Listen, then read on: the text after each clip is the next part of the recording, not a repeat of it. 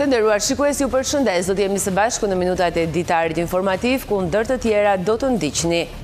Në kuadër të ruajtjes dhe promovimit të trashëgimisë kulturore, Manastiri Spiles po i nënshtrohet procesit të restaurimit. Ky objekt i rrallë kulti dhe historie, jo vetëm që pasqyron vlerat shpirtërore të zonës, por prej vitesh është bërë edhe pjesë e guidave turistike që e vizitojnë qindra turist. Fermerët e Mistrit në zonën e Dropullit po përballen me problematika në këtë periudhë. Shfaqja e rënjë ngrënësit dhe insekteve të tjera ka dëmtuar kulturën e Mistrit, ndërkohë që specialistët e bujqësisë apelojnë që fermerët të kryejnë konsulta me agronom. Për Bashkinë e Përmetit, periudha janar-qershor është konsideruar e suksesshme në aspektin e mbledhjes së tatim taksave, sipas drejtoreshës së sektorit të tatim taksave në këtë bashki, Etleva Miftari.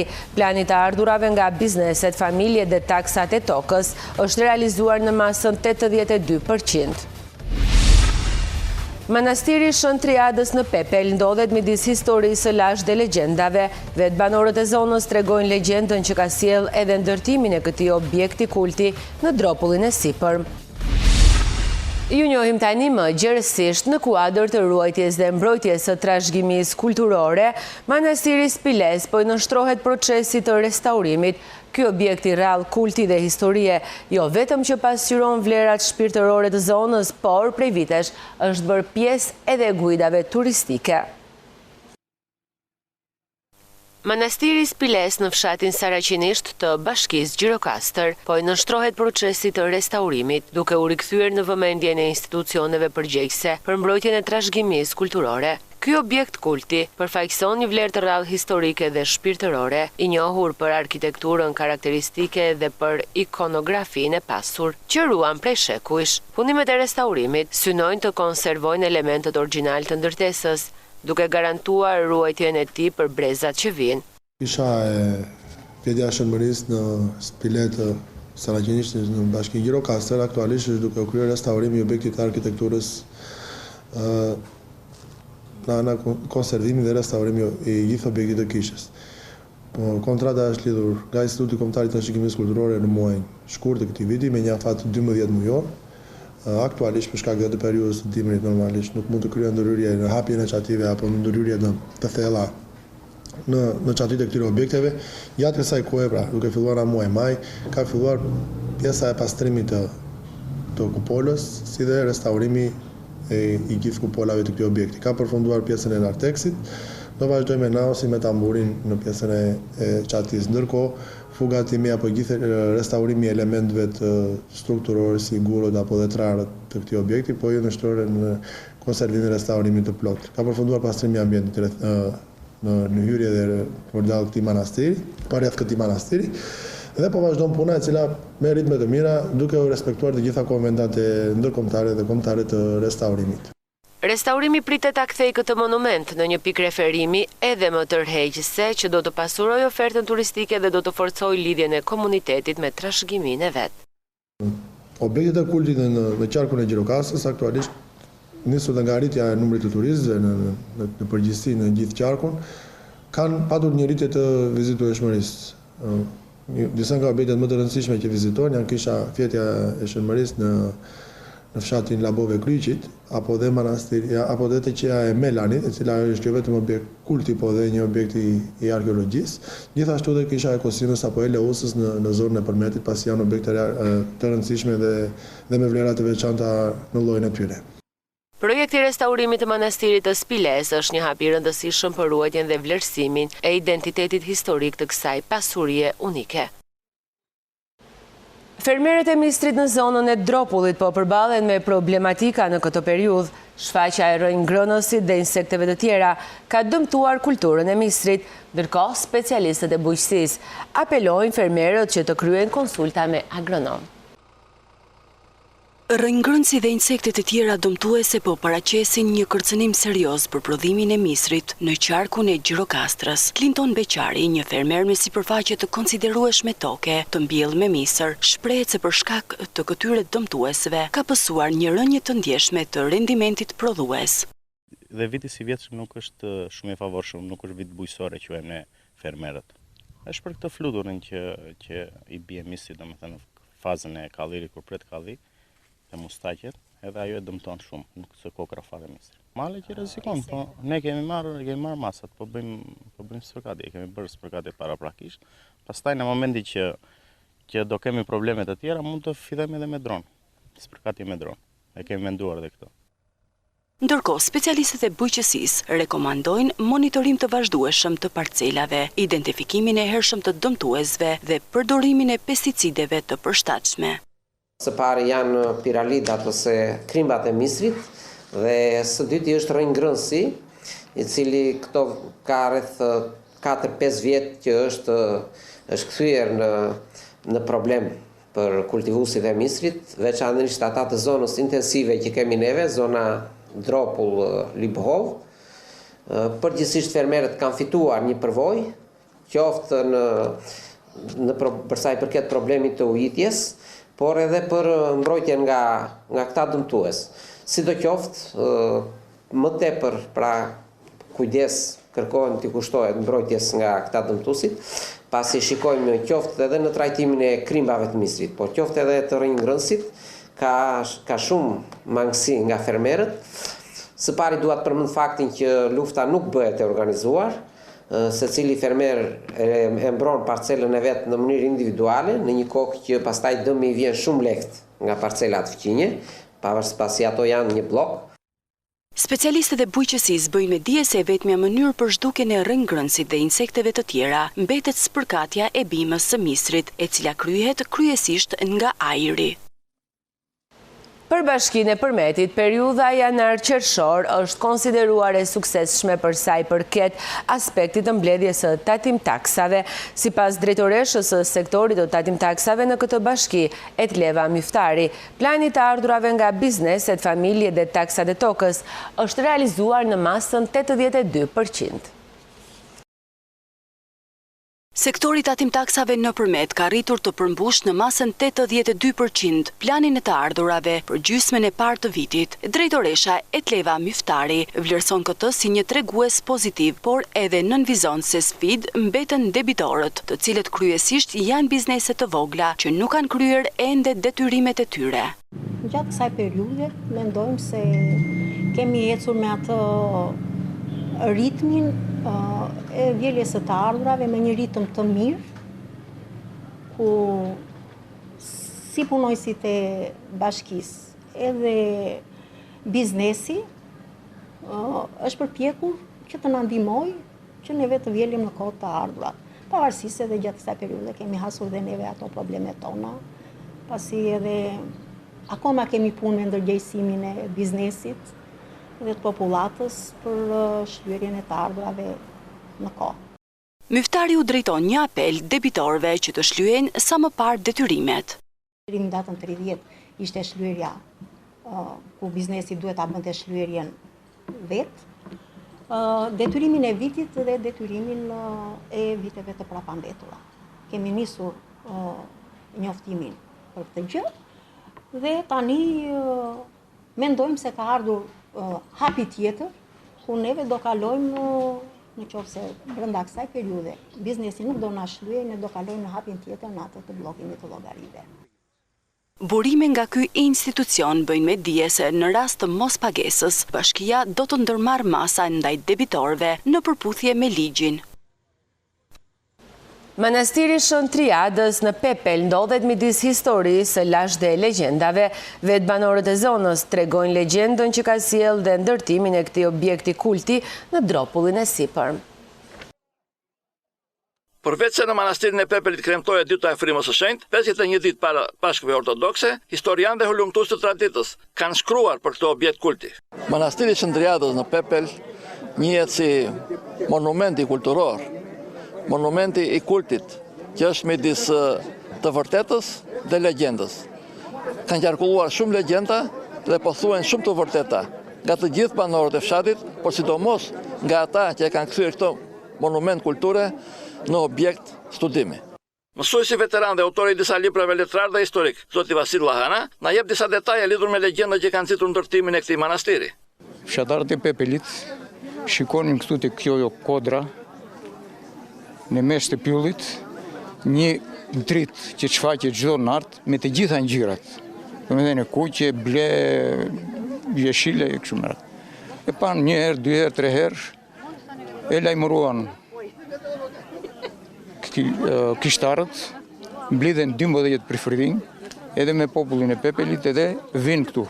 Gjenë vendin ku ishte kjo flaka, kjo ndriçimi, edhe te ai vendi ishte dhe ikona e Shenjtë Triadës. Ata thanë tani duhet të marrim ikonën, ta çojmë në kishë dhe quan në kishën e Shenjtë Gjorgjit që ishte në Pepel. Natën tjetër shikojmë prapë flakën. Edhe çuditërisht, edhe të 2-3 ditë, detyrojnë vinë prapë. Edhe gjejnë ikona, ishte prapë të vendi. Nga jo u nisën se këtu Shenjtë Triada do të krijojë një vend të shenjtë. Fillimisht ndërtuan një kishë të vogël. Më vonë ndërtua kisha. Ndërsa muzikanti Pandeli Gjoka, edhe ai autori disa librave, thotë se në këtë objekt kulti është ndërthurur tradita me besimin fetar. Dhe këtu kemi manastirin e famshëm, me histori. Ka legend, ka histori të vërtet, ishte një manastir i famshëm, vinde njerëzit, do me thënë besimtarët, nga gjithë Dropill, nga Burgu, nga Ipiri, nga kur ishin para dizetës që kufit ishin pothuajse të hapura vinë dhe andej. Banorët kërkojnë restaurimin e plotë të këtij monumenti kulture, i cili është ndjekur si në kohën e sundimit turk, ashtu edhe gjatë pushtimit gjerman.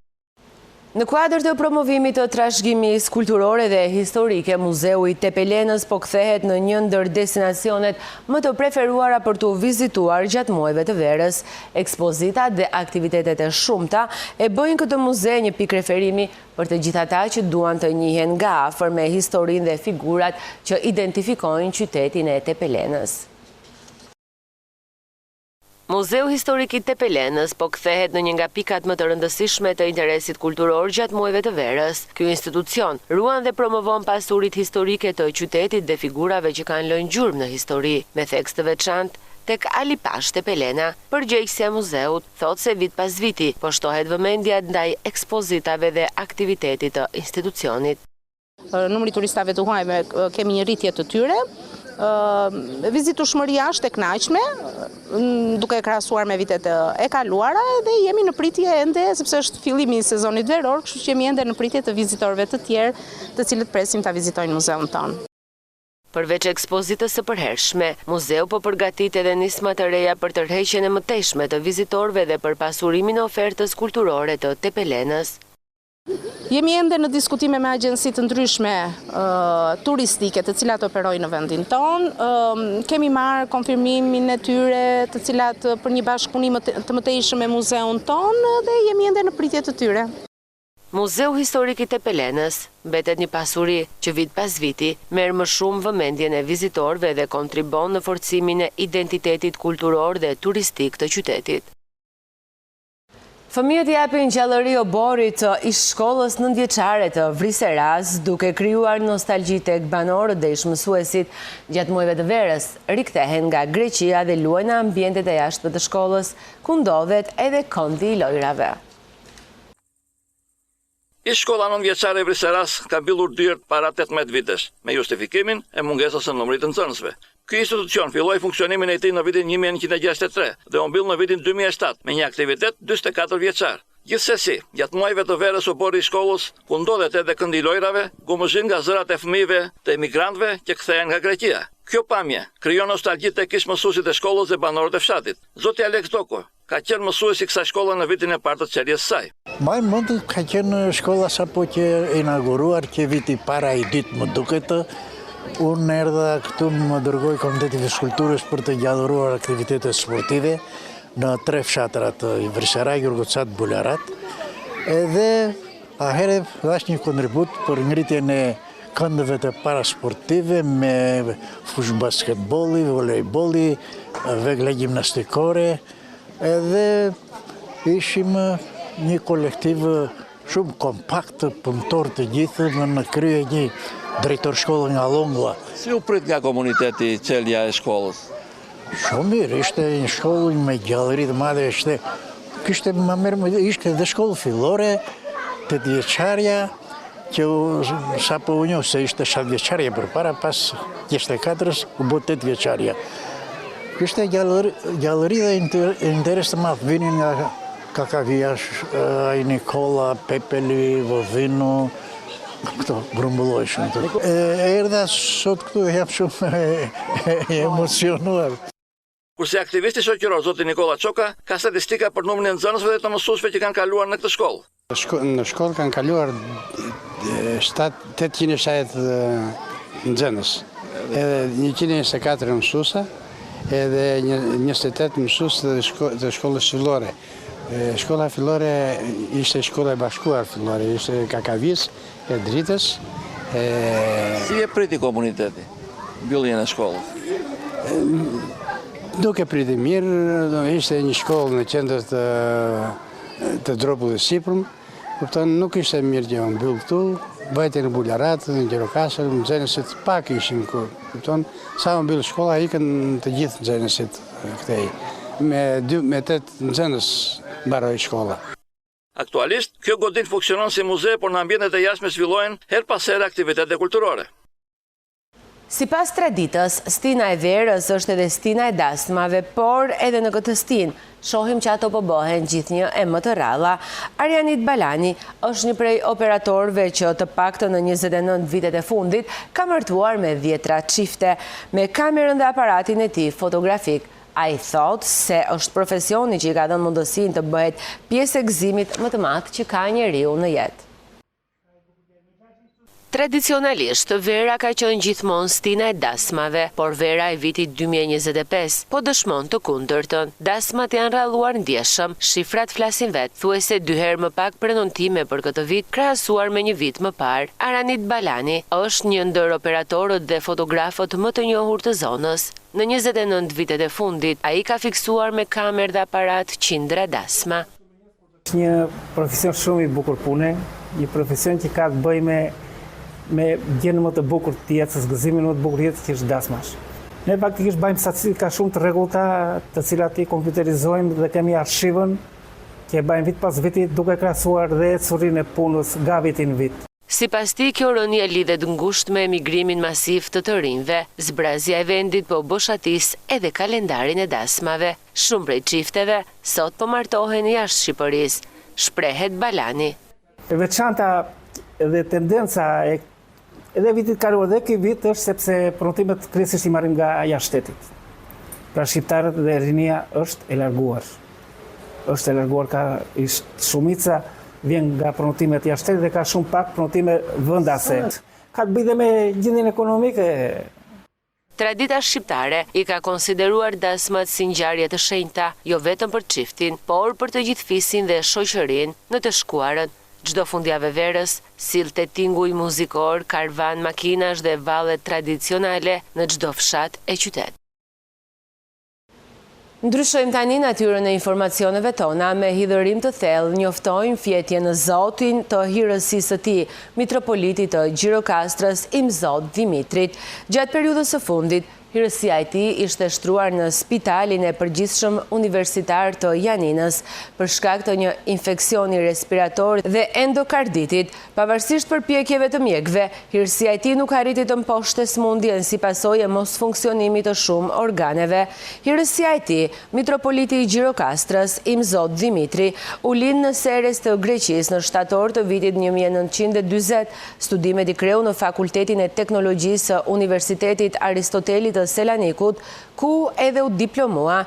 Jeta e tij u karakterizua nga përkushtimi i plot ndaj kishës. Ishte antar i vllazërisë monastike të manastirit të hirshëm të Shën Ekaterinës në malin Sinai, në Egjipt, ku u bë murg në vitin 1974. Ai u bashkua veprimtarisë misionare të kishës ortodokse autoqefale të Shqipërisë që në hapat e saj të parë, pas mbërritjes së kryepiskopit Anastas në gusht të vitit 1991. Nga vjeshta e vitit 1994, shërbeu si protisingjel i mitropolisë së Gjirokastrës. Zgjedhja hirësisë së tij në frontin e Mitropolisë së Gjirokastrës u bë më 11 nëntor 2006 nga Sinodi i Shenjtë i Kishës Ortodokse Autoqefale të Shqipërisë. Shërbesa e përshpirtjes u krye në kishëzën e kryepiskopatës së Shenjtë të Tiranës, ndërsa shërbesa e varimit do të mbahet në katedralen Gjallja e Krishtit në Gjirokastër më 1 korrik 2025 në orën 11. Më në fund amaneti i tij u plotësua, trupi të ndjerit Sokrat Papadopulli u rikthye për të prehur në tokën e të parve në fshatin Dhuvjan të Dropullit, aty ku nisën rënjët e familjes së tij. Ishte një dëshirë e thellë dhe më në fund, pas 5 vitesh ndarje nga jeta në Athinë, ai u kthye në vendin që kishte në zemër. Shpirti i tij nuk mund të gjente qetësi pa këtë kthim. Ishte amaneti i fundit, i cili u përmbush nga bashkëshortja Zhuli dhe vajzat, që ja çuan dëshirën atje ku ai kishte ëndërruar.